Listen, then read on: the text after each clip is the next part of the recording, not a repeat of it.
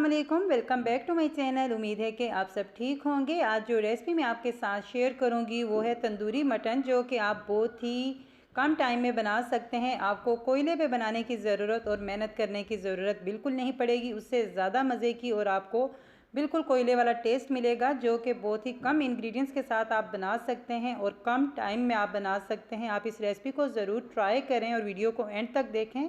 जब आप ये रेसिपी बनाएंगे तो सब आपसे इस रेसिपी को पूछेंगे। सबसे पहले हमने कुकर ले लिया है और कुकर के अंदर मैंने डाल लिया है मटन, बीफ। आप जो भी डालना चाहें, यूज़ करना चाहें कर सकते हैं। इस तरीके से डालने के बाद आप इसके अंदर जो इंग्रेडिएंट्स ऐड करेंगे वो है नमक, जो कि आप अपने टेस्ट के मुताबिक ऐड कर सकते हैं। अदरक का पेस्ट 1 टेबलस्पून और लहसुन का पेस्ट 1 टेबलस्पून और नमक मैंने ऐड किया है 1 टीस्पून। आप कम या ज़्यादा कर सकते हैं। तो इस तरीके से ये इंग्रेडिएंट्स डालने के बाद आपने इसके अंदर पानी इतना ऐड करना है जितना आपका कुकर चिकन गलाने में टाइम लेगा। मैंने तकरीबन ऐड किया है 1 जग पानी का, जो कि 30 मिनट लेगा मेरा कुकर।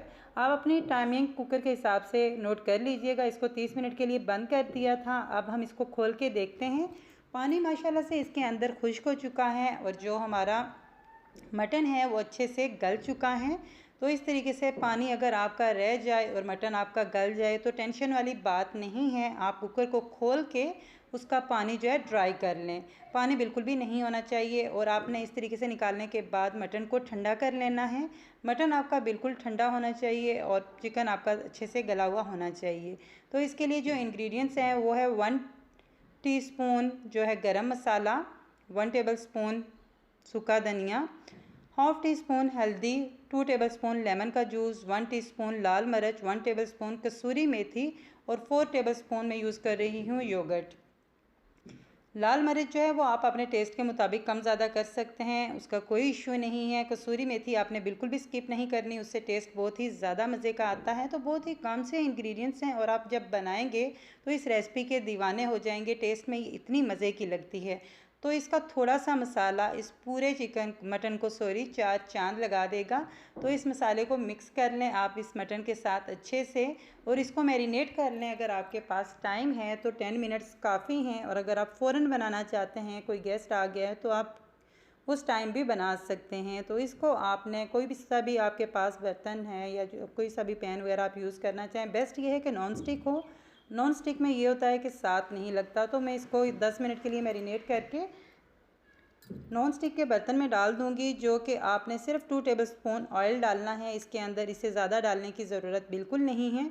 तो जो कि हमारा मटन पहले से गल चुका है, हमने इसको लाइट सा कलर देना है और इसको धुआं देना है कोयले का, कि इसमें वही टेस्ट आए जो बारबेक्यू हम करते हैं, सेम टेस्ट लाने के लिए। तो इसको कवर कर लेंगे हम नॉर्मल फ्लेम पे 10 मिनट के लिए, और 10 मिनट के लिए कवर करने के बाद ऐसा जो है वो हो चुका है तैयार। माशाल्लाह से आप देख रहे हैं कि मटन को कलर इतना अच्छे तरीके से आ चुका है जैसे कि हम बारबेक्यू करते हैं, सेम वही। इस तरीके से आप कोई सा भी फाइल पेपर यूज़ कर सकते हैं। इवन ना हो तो आप इसकी जगह प्याज भी रख सकते हैं। और आपने कोयला गर्म कर लेना है और इसके अंदर 1 टेबलस्पून आपने डाल देना है ऑयल और इस तरीके से ढक के इसको रख देना है। और तकरीबन आपने 2 से 3 मिनट के लिए ढक के रख देना है। और इस टाइम पर आप फ्लेम अपना ऑफ कर सकते हैं। और जब ये धुआं अच्छे से इसके अंदर आ जाएगा तो हम इसको निकाल के डिश आउट कर लेंगे। तो अब जैसा कि धुआं अच्छे से आ गया है और माशाल्लाह से बहुत ही मज़े का हमारा तंदूरी मटन तैयार हो चुका है, इसको हम कर लेते हैं डिश आउट।